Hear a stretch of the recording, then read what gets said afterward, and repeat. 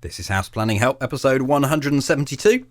Hi there, I'm Ben Adam Smith, and this is the podcast for you if you're interested in self-build, because I'm exploring what houses we should be building in the 21st century and trying to break down the major roadblocks that may get in our way. Coming up in this session, my guest is John Palmer from Enhabit, and we're discussing building with passive house principles. What happens if you decide not to achieve the passive house standard? Is there a sensible halfway house? What is this law of diminishing returns? And are we actually missing out on a trick by not going the full way? All that to discuss in a moment. Give you a quick project update of how I'm doing. Well, not just maybe a life update would be a more accurate description, because I do feel we're in the calm before the storm. And if anything around me collapses as we go through these next few months, hopefully you'll know why. I've tried to be as organised as possible and put as much into making sure everything is going to tick over nicely. But yeah, a bit of breathing room here because we're trying to sell our current house. We think we've got a buyer. It's just going through all the legal process at the moment. So that would be nice if we can get that all sorted, free up our capital. And that means looking for rented accommodation where you have to pitch it really. How much do you want to spend each month? I think we're going for more comfortable just because this is quite a crucial life stage. And okay, yeah, we might end up with a bit more debt at the end of this. However, I think it will be worth it. We just need the space for our kids and perhaps to be able to have our parents over to stay. But yeah, you have that line of, well, you could stay in the caravan and perhaps save money every month that you can then plough into your project. Or do you go for more comfortable accommodation? And then there's also, where is that? Is it near to where we live at the moment, or is it next door to where we're going to live? So quite a few things to think about. Our house plans have developed as well. Hopefully an episode with Chris coming soon, just talking through some of the challenges. Obviously, you start and then you iterate, and then you have to think about planning too. It's not just about the house you want, and think about neighbours. So all of those sorts of things to talk through. And then there's the UK Passive House Awards, always a highlight of my year, being able to go and check out what are the groundbreaking projects around the UK. So I like to get out to as many of those when we produce them. This is my production company, Regen Media, for the awards. So let's get to our featured interview. John Palmer is the managing director of Enhabit. And I got chatting to him probably at a conference actually about some clients of his that had gone with passive house principles. Obviously, they have clients that go the full way to passive house standard. So he's in an interesting position to be able to compare and contrast. You know, what happens when you don't go that whole hog? Is this really to do with cost? How does it affect things like comfort as well if you're just off the standard? Or is there a sensible point to aim for? So lots to get into here. I started by asking John to tell me a little bit about himself and what he does. My name's John Palmer. I'm the managing director of Enhabit, and we are really tasked ourselves, I guess, with improving building performance, building efficiency, and also the comfort levels within building. My background is, I guess, a little bit unusual. Prior to getting into the built environment, I spent 16 years in the Royal Navy as a weapon engineer officer. So an engineer, and then when I left the Navy, I stayed as an engineer but transitioned into the built environment, qualifying as a passive house consultant and also a SAP assessor and also a BRE assessor as well. Today, I want to look at a subject that comes up from time to time. Maybe I bump into someone at one of the shows and they're thinking, do I want to go to passive house standard? And invariably, they've spoken to someone along the way who's perhaps said it's not worth it. They probably haven't done it themselves, but classing themselves as an expert, that's what I always find is a bit bizarre. If they've done it themselves and said, no, don't go down here, then that's fair enough. But I just want to flesh this out a little bit today, what it means if you perhaps don't aim for passive house standard and you aim for something less. And I was chatting to one of our hub members, David Langton, and he wants to go a little bit less, but he's a bit confused in this area what exactly he should be aiming for. So where is the logical place to start in this discussion? So this is a question we get a lot with our clients, and particularly in a retrofit scenario, but also in new builders as well. And it's very understandable because people, if you look at passive house as a set of criteria, a set of numbers, then the natural reaction is to, well, what happens if we don't quite meet those numbers? Is my house going to be any less efficient, noticeably, or any less comfortable? And of course, the answer is Well, perhaps not really, just to some degree, and it all depends. So I think the first thing to look at is to understand for your particular project what the implications are of getting to Passive House. So in terms of, you might have already started off with a design. That design will have a certain form factor, i.e. a certain shape to the house, which in Passive House terms is the ratio of your livable area to your outside heat loss area. So if you've designed a very fancy shaped building, then it's going to be quite hard to get that to Passive House, which means you've got to compromise quite a lot on your perhaps architectural aspirations on your form. But perhaps that's not the case. Perhaps it's a fairly straightforward shape. So maybe the things you've got to look at are your specification of your insulation, your glazing, that kind of thing. So the first thing really to do is look at what you have in mind for your project and get an idea of what the implications are to get to Passive House. Because it might be that if you've taken some good advice from your architect or other advisors and you've put in a very, very high-performing fabric from the start, it might be that there isn't that much more to get to Passive House. It might be that you only really need to put in an MVHR system, mechanical ventilation with heat recovery system, and you might be almost there. So there might not be many implications. However, what might also be the case is that you haven't gone quite far enough with your fabric and you need to make some changes. And we find this particularly in retrofit, where it is actually quite hard to get down to the levels for Passive House. And at that point, you then need to start making some decisions. So you need to look at, what does that mean to my floor space, for example, if I've got to increase the thickness of my walls? It might be that you've come a bit late and your planning permission is already in, and you realise that you now need 400mm walls instead of 350mm walls. What do? Do you lose some floor space inside? Do you go back to the planners? Do you say, I want a bit more? So there are some decisions there.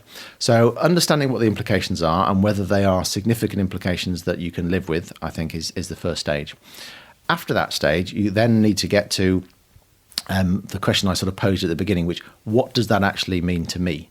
So let's say I'll pick one of the Passive House criteria. So Passive House has got a number of criteria. The most significant, the most difficult to get to normally is your annual space heating demand.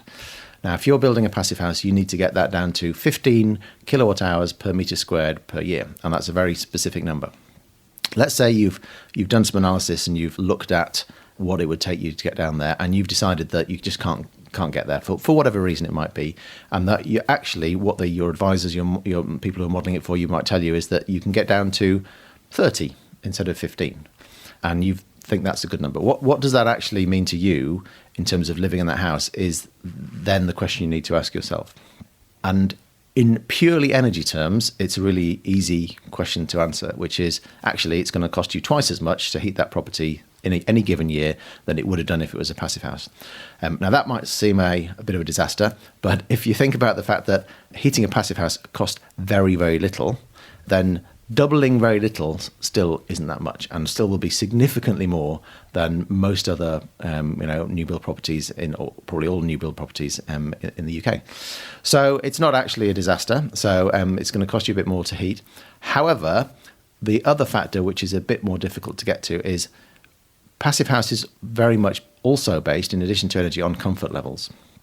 And so these numbers aren't just picked out of the air. They're picked, in most cases, to correspond with issues which affect comfort in the final house. So it might be to do with constant temperatures, no condensation, no mold at thermal bridges or windows, or that kind of thing, or fresh, good air quality, that kind of thing. So all these parameters are thrown into Passive House.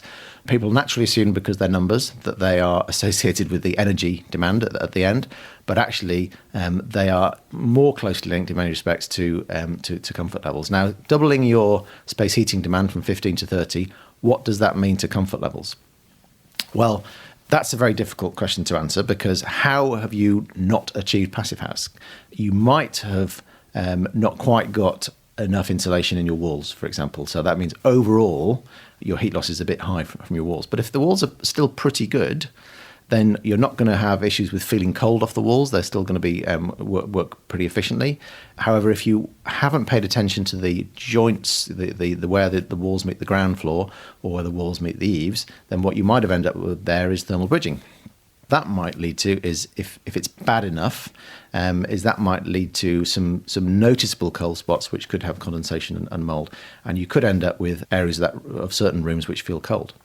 If, for example, you've compromised in your window specification and you've got quite a lot of glazing which isn't triple glazed or is perhaps not brilliant quality double glazing, then in those rooms, whilst overall you might have, maintaining your 30 kilowatt hours, whatever you've got to, in those rooms you actually might feel cold at certain times of the year because you're going to get effectively radiant cold coming off that glazing.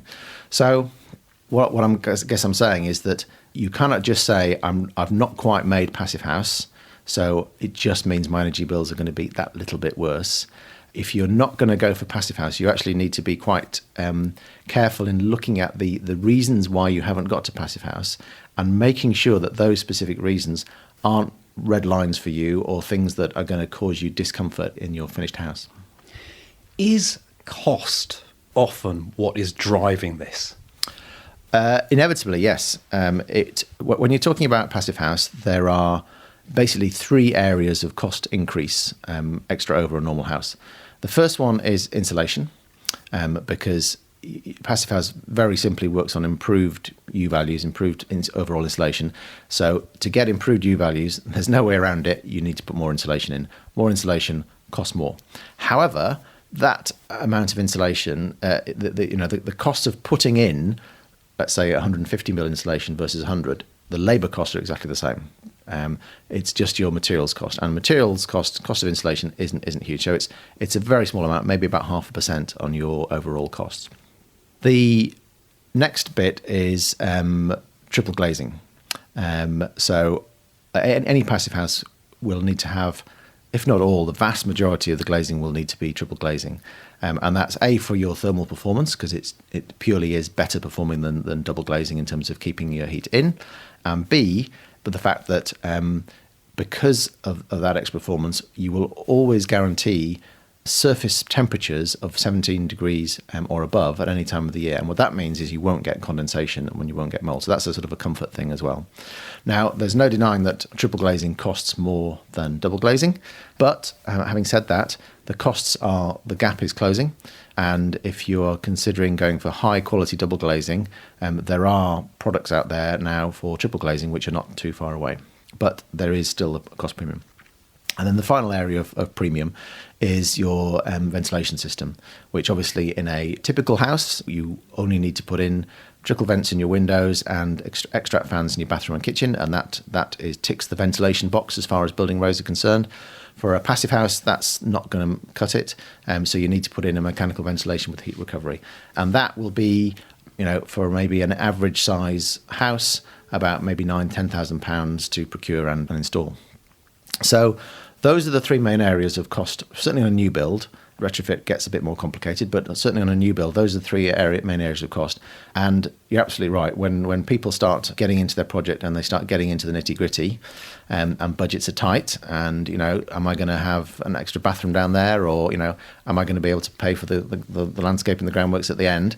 Then every item of the budget is scrutinised, and we will often find that people will compromise and they will step back and maybe go for a different type of glazing or the ventilation system. But the thing I would say is if you are in that situation, then the cost saving on insulation is the worst type of cost saving you can have, because in terms of your return on investment for increasing the insulation, that's the biggest bang for your buck.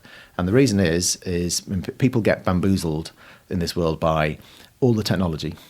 So they'll get bamboozled by ground source heat pumps and solar panels and all these kind of things, which people will attach a green label to and tell you that you must have this for your new eco home.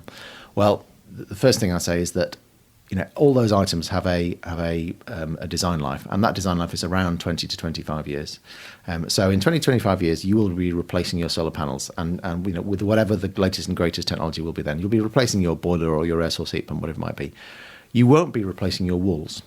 They will be there for 80, 100 years perhaps.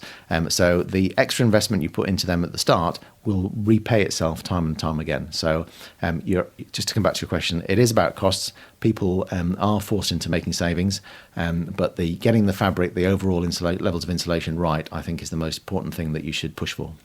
A word on complexity, because for me this is an interesting one. David brought this up. He said that this is going to be more complex to get to passive house, and yeah, I agree with that in some respect. But I also feel if you're going for passive house, you probably pick that simple form. So if you take your foot off the gas a bit, does that then allow you to get more complicated, and actually you may be spending more on your architectural design? You know, if it's like for like, box, then that's obviously not the case. But I don't think it always is. I think sometimes if you're not targeting a low performance house, you can just relax a bit. Yeah, absolutely. I mean, passive house is complicated, but I'd say that it doesn't have to be complicated at the build stage, at the construction stage. It is more complicated at the design stage, but not massively complicated. It just requires more thought up front. So, for example, in a normal build, as long as your thermal bridging is good enough to get you through building regs, then you don't really need to pay any more attention to it. So what I mean by thermal bridging is that, let's take the example of your ground floor meeting your external wall. What you are doing there is, that's the most obvious thermal bridge, where what you're trying to do is transfer your loading of your walls through to your ground structure, which means that you need in there some structural elements. Now, in the main, insulation isn't a structural element. So what you will have is you have to break your insulation layer somehow in order to allow the loads to be transferred. And that's a very, very, very common problem. Now, in most cases, you won't really pay attention to that, and it'll be good enough. And, you know, architects and builders will look at a detail and say, well, yeah, that's probably going to be fine. And they're absolutely right. It'll be fine. What you will have is a slightly colder sort of ring around the house at ground floor level, but probably not noticeable to you. If you're doing a passive house build, that's one of the key thermal bridges which you need to either eliminate or mitigate, which means it needs some more careful design. It will probably need some slightly specialist materials in there, but depending on your construction type, most of the time that can be designed out to give you a slightly unusual detail, but one which is almost or is thermal bridge free. Now, at the design stage, that's cost you a bit of extra time with your architect, your designer, or your passive house consultant. It may have cost you a very small amount of materials, but it might be cost neutral. So to just get to your question of complexity, yes, it is more complex, but if you put the time in up front, then it actually can be cost neutral further on. To answer the broader question, can you take your foot off the gas? Yes, you can. So, one of the great strengths of passive house is there is no prescription for how to meet it. So you don't get a formula which says you have to build your walls out of this material, they have to have this much insulation in them, and they have to be this thick, and et cetera, et cetera. All you need to do is take the building physics footprint, if you like, of your building, and you need to pick out those key parameters, which are the passive house parameters, and they need to hit the target. How you do that is completely up to you. So because it's a holistic approach, then if you have started relaxing some of your criteria, then you can choose which elements that contribute to that criteria you would wish to let off on. So architectural form factor might be one of them. So you decided that I can't get there to passive house with the shape of house that I want and the orientation I want, because orientation is important, but because of your site, etc., you might be constrained. I can't quite get there with these details. If I'm going for my 30 kilowatt hours per year, whatever it might be, that means I can have the shape I want, and I don't have to have walls which are 500 mil thick. So it's all about tiny compromises, and it's about coming back to right at the beginning, which we talked about, how close do you want to get to it. It's all about, if you let your foot off the gas, how far back you want to go. If you go too far, you end up with a standard house and you haven't really achieved anything. But as you start to get closer, then you will start to get the benefits of passive house without perhaps those final bits which are just going to be too much for you to bear. Tied into complexity, I know David was concerned about actually hiring the right people to be able to do this. I think he's based over somewhere like Wiltshire. I'm sure people could travel, but his point was builders, architects, the cost is going to go up, and that is just another contributing factor. Yes, I can completely understand that, and finding people that are knowledgeable about passive house all through the spectrum. So from architects, consultants, M&E engineers, if you've got people to design your heating and hot water system, they need to understand that it's a different type of beast, this building, all the way to your builders. It will indeed be probably something that's new to them, depending on where they are in the country. And that's just a fact of life. Passive house is still relatively new to this country and not mainstream by any means. So you will have to accept that level of overhead. However, what I would say is that particularly from builders, what we found is that builders are really willing to learn, and they almost relish the challenge of doing something a bit more exacting and requiring more detail, more thought, and they revel in achieving it. And it's interesting, if you look at a finished building and you try and give that a quality score, if you like, you can maybe do that to a certain extent on how it looks, but the outer, if it's a rendered finish, for example, the outer skin and how it looks it's actually really quite difficult to tell at that point what the building looks like internally under the skin, if you like. And so it could be quite shoddily built and you would have no idea. And builders kind of realise that, and those that take pride in their work, they are very appreciative of a mechanism of measuring how well they've done. And one of those is airtightness. So obviously you need to hit a certain level of airtightness for Passive House. It's unique in being the only criteria that is not evidenced by just proving that what was designed is what's gone in. So if your wall U value, for example, if you show that the correct amount of insulation has gone into that wall has got that U value, tick. However, airtightness, you can design whatever airtightness level you want in the model, but if you don't hit that level in your final air test, then you haven't got a Passive House, you haven't achieved it. And we've worked with some builders who take huge pride in being able to get down to those levels, and are grown, big, hairy builders hugging each other on site when they get their final air test and they've got down to the right levels. So we've just had a recent retrofit where it's even harder to get down to the sort of levels, which came out on their first forensic air test, came in at 0.7 air changes per hour against a target of 1. And they were absolutely delighted. Can we just talk a little bit about quality control as well? Because if you go for Passive House, there is a certain amount of paperwork involved and checking that you've put the work in effectively. Absolutely, yeah. And this is one of the key features of Passive House, which often gets forgotten, overlooked. People tend to concentrate on the front end, the design, the energy levels, etc., but people forget that Passive House as a standard is effectively a closed loop. So by the time you get, or if you want to get a certificate, in order to get to that certificate, you have to have proved that what was designed was actually what got built. And that happens in a number of ways. So there's regular site inspections, photographing what goes on site, making sure that the design has been reflected as the building goes up, all the way through to sort of certain levels of detail, like providing invoices and receipts to show that the type of insulation that was specified is actually the type of insulation that was bought and went in. And then finally, commissioning data, for example, your MVHR systems, that certificate that shows it's been commissioned and shows that the actual flow rates that it's producing are the same as the flow rates that were in the design model at the start.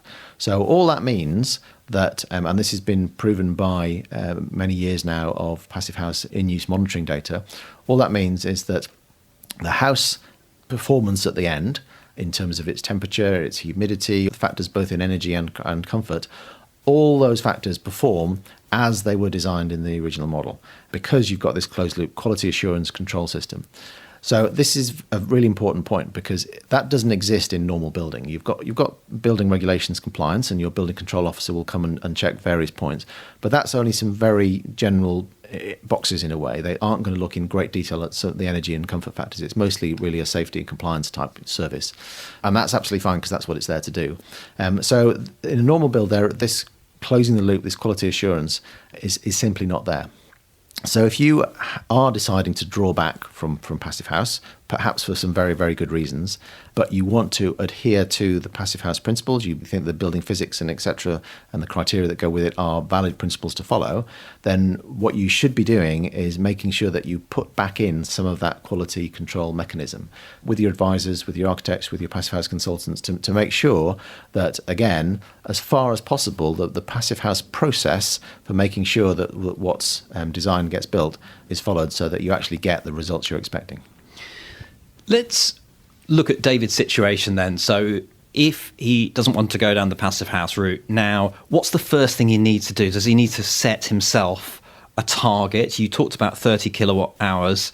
Are there any other aspects of that? Does he have to set an air tightness target too? And because this is the other thing, that Passive House is all tied up in quite a neat bundle. So you've got to replicate this on your own part of the scale, and immediately some of the things like, if you want an VHR system, you've got to make sure that it's paying for itself in terms of energy and even costs and so forth. Yeah.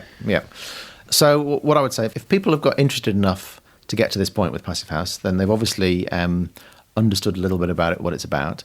My advice would be, if you've got this far, you either really have a guess, try and do the right thing in certain areas, and maybe you'll have a stab at some U values and try and get your U values down a bit, or fit slightly higher specification windows. But without doing some modelling work, that's all you're doing. You're having a guess. You're having a bit of a stab in the dark, and you will have no idea how far or how close to Passive House criteria you might be. So really all you're doing is trying to follow a set of general principles at that point. So my advice would be, is if you've got to the point where you are interested enough to seriously consider Passive House, is to get some modelling work done. So take your design, get it modelled in the Passive House planning package, PHPP, and see where you are. See if you are at 30, which actually is not that bad for a first stab, or maybe you're at 90. And maybe you're miles away for whatever reason it might be. But at least that tells you, gives you a rough ballpark where you are. And in addition, once you've got that model, we use the Passive House model throughout the whole lifetime of our projects, right from start to finish. And we use it to answer what-if questions at all points. So we can say, well, hang on a minute, we've now got a price for, or the client's got a price for that certain element, and it's a bit higher. So perhaps if we drop the specification in this area, we're going to need to increase somewhere else. So how much do we need? We need an extra 10 mil in the roof, or whatever it might be. So we can answer those questions really quickly at that point and provide some answers. The next sort of stage of the design process is that we can also answer some of the mechanical heating and hot water questions, because we've now got a very accurate indication of heat demand for that building. So we can say, well, actually in this case, you've got down to a very low level. So we're looking at maybe a high efficiency air source heat pump with a very low output of maybe 4 or 5 kilowatt. That's going to be enough. Without having done the modelling work, we can't really answer that question. And then the final bit, which again is really important, is we all know that compromises will happen on site during the construction phase. We will get to a point, even with a new build, where there's a little snag, there's something that's not quite as was envisaged, or perhaps the materials that we wanted weren't quite available or in time, etc. So we have to make a compromise, we have to make a decision, things have to change during the construction phase. If things are changing during the construction phase and we haven't got an original model to go back to and refer to, then we really don't know what the implications of those changes are. So at that point, we can go back and say, yep, let's just change the installation here. Yeah, that only makes a very small difference, or again, we have to compensate, or whatever it might be. So I'd say that the important thing is to get a model done up front. That helps you all the way through the process by answering lots of different questions, but it also gives you an idea of where you are in relation to those kind of criteria, and whether you've got any chance of getting there with a little bit more effort or more materials, or whether you just at that point you're just going to use it as a tool in order to guide the rest of the build. Have you got any examples then, particularly we're interested in new build examples that haven't quite gone to Passive House, and what was the reasoning behind that and how it all came out and whether you hit those targets you set yourself? Yes, so we've got a few actually. In fact, I'd say that probably the majority of our clients won't quite get to Passive House for whatever reason. And have we covered all the reasons? I think so. Yeah, I'll use this example in a moment. But the reasons generally are cost, effort, risk, complexity, that kind of thing. But when I say they don't quite get there, they don't quite get there as a conscious decision up front, rather than halfway through we've decided we're not going to make it, and that's all part of being an informed choice right from the beginning. But we've a project we've been working on recently, which is a typical new build, if you like, in that it's the client wanted a masonry brick and block cavity wall construction with a fairly standard pitched roof. So a typical British build, if you like. Not a huge house. I think it was just over 200 square meters, something like that. So a good sized family home, but not a massive grand designs type project. And the client came to us asking for some advice as to what sort of things they should be doing in order to get this down to be a low energy house. So and again, they were in a typical space that we find people at that stage in their projects, where they had probably been around a few self-build shows, got 8,000 leaflets for air source heat pumps, been told that they have to put solar panels on, and then there's these other boxes which are going to do things for them, so all this kind of technology add-ons, if you like, which really, in my mind, many of them are important, but they come second. So the first thing is to get the fabric right. So let's say we're in this kind of space, and we provided them with some initial advice as to what they might want to consider.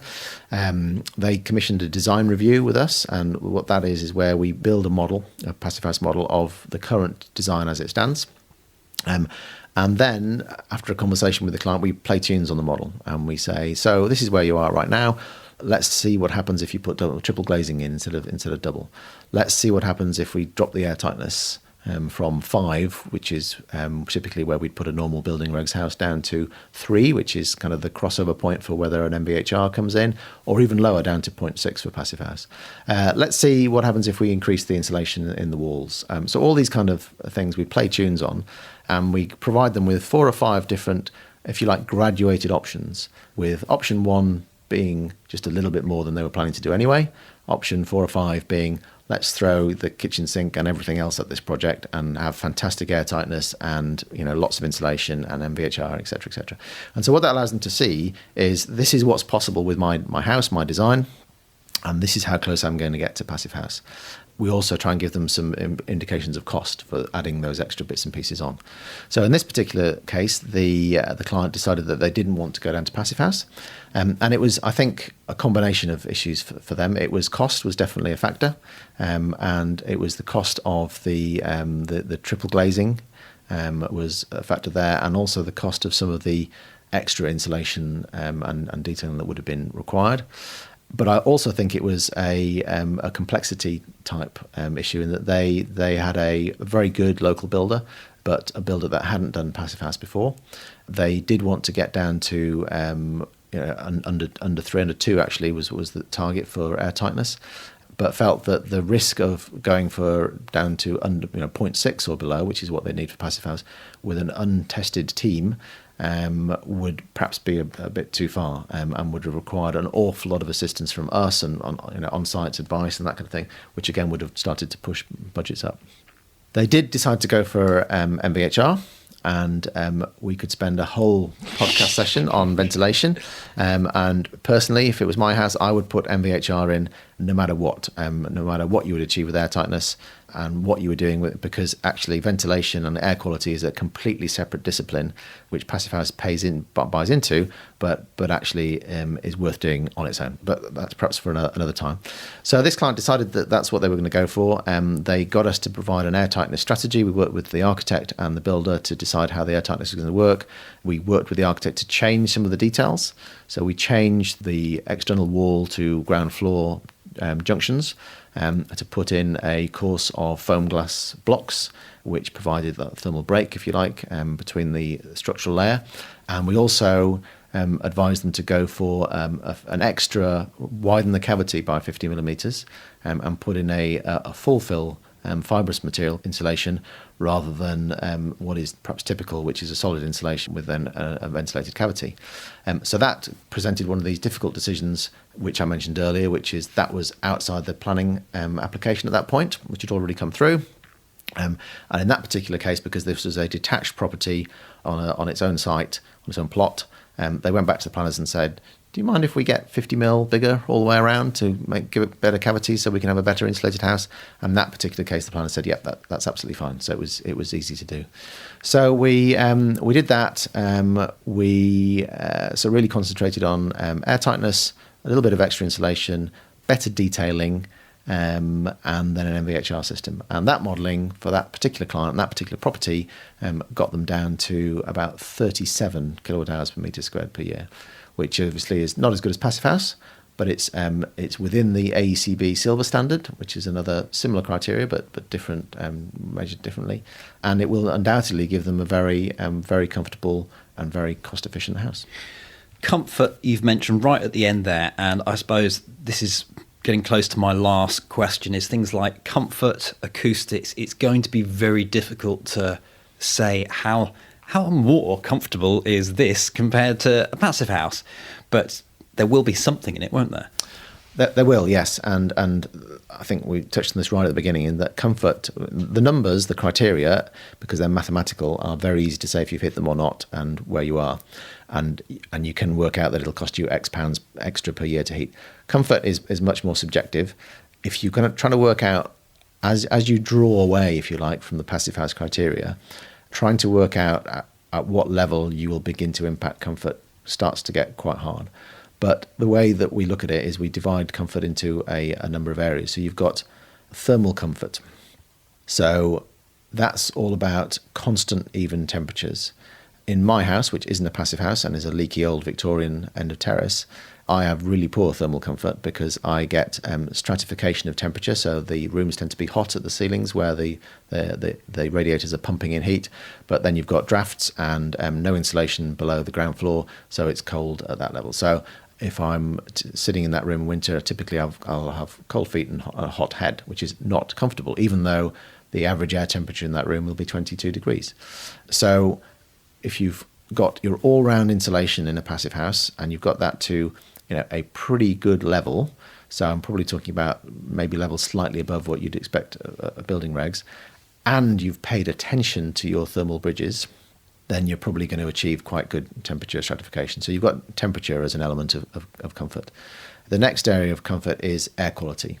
Now, this is even more subjective than temperature because we're pretty good at feeling temperature as individuals, but we aren't really very good at air quality. We can pick up on some smells and we can normally work out when the rooms are a bit stuffy, but stuffy is a non-scientific term and we don't really recognise when things are happening.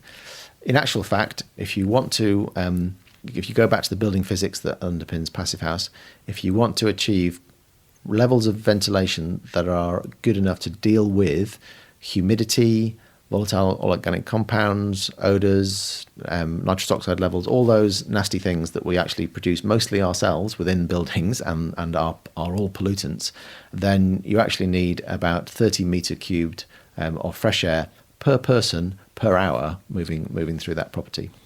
Now, you're not going to get that with trickle vents and extractor fans unless you start opening windows, and that's really what the sort of building regs modelling is based on, is that you relies on people opening windows in order to get those levels of ventilation. Whereas if you put in an MVHR system, you will get those levels of ventilation because that's what's designed into the system. So I think that my sort of view on comfort would be that if you look at the criteria in Passive House in a bit more detail, and maybe get someone who's experienced in this area to help you look at that and judge whether, are your thermal bridges, are your details quite good, or have you got some real shockers in there which are going to cause you issues? Have you got an air tightness strategy? So are you going to be able to get your air tightness down to at least below 3, which is achievable for most builders, even if they've got no experience? And have you actually thought about your ventilation and fresh air mechanism? Doesn't have to be MVHR. There are other mechanisms out there which are superior to just extract fans and will give you better ventilation and maybe not cost as much. So that would be my sort of advice when it comes to the comfort, is look at it in a bit more detail, almost forget the numbers for a little bit and see if you've done a good job on picking up on those cues which Passive House is giving you, and see if you've reflected them in your final design. Finally, is there anything we're missing in this conversation or anything that needs underlining? Well, I think we've covered most things. My normal soapbox is ventilation, closely followed by the quality assurance process, so closing that loop. I think that my if you like, my closing piece of advice would be, if people are scared of Passive House, or not even scared of Passive House, but they've sort of looked at it and decided maybe it's not for them, would be not to get too involved in the numbers before understanding what Passive House delivers for you. And once you've started to look at the comfort side of things, ideally, and I know it's not easy to do in this country, but ideally having visited a Passive House or maybe spoken to someone who lives in a Passive House, to understand what it is like to live in that house. It's interesting, if we talk to people who live in Passive Houses, the first thing they say to us is not, "You'll never guess how low my energy bills were last year. I'm never going to live any other way again." Is that what you're coming to? Exactly. Yes, I've heard that as well. It's living in this house is amazing. It's fantastic. The air is fresh and clean the whole time. I can walk around in my bare feet without underfloor heating, etc., etc. So it's all about the comfort experience of living in that house is what people rave about once they live in a Passive House, not about energy efficiency. Whereas time and time again, we get people who are interested in building to passive house levels, and they are talking about the numbers, the figures, and the energy efficiency side of things. So my advice would be, energy efficiency is obviously hugely important and a great benefit of passive house, but it's not the be all and end all. So understand what passive house can deliver from a living experience, and then start making these decisions about is passive house for me. John, thank you. Pleasure. Head online to take a look at the show notes that accompany this session, houseplanninghelp.com/172. Check out some of the information that we talked about. We've summarised it. If you've got a comment or you'd like to ask a question, then we encourage you to leave that at the bottom of the show notes. We'll link you across to John on Twitter and to Enhabit, and you can check out their website too. All that through houseplanninghelp.com/172. My call to action is to get yourself on the VIP early bird list for the Hub. Enrollment is currently closed, but it will reopen again towards the end of the year. So houseplanninghelp.com/join is where you can get yourself on the VIP early bird list. On the inside, we've got the in-depth video case studies, the progress calls, the learning modules, and the private members forum. And all being well, next time round, you will see version 2.0. You won't even know what 1.0 was like, because we're upgrading everything behind the scenes. Because I guess when you start these things, you have an idea of what you need and then actually discover what you need and how it should be. So we're trying to provide a better user experience. We've got some cool features. One comment that we've had a couple of times is it's very difficult to keep up with everyone's project and to remember who is doing what. So we're trying to make that a little bit easier as well. Very exciting. houseplanninghelp.com/join. That's it. Another one done. Cheers for being there. The House Planning Help podcast is produced by Regen Media, content that matters.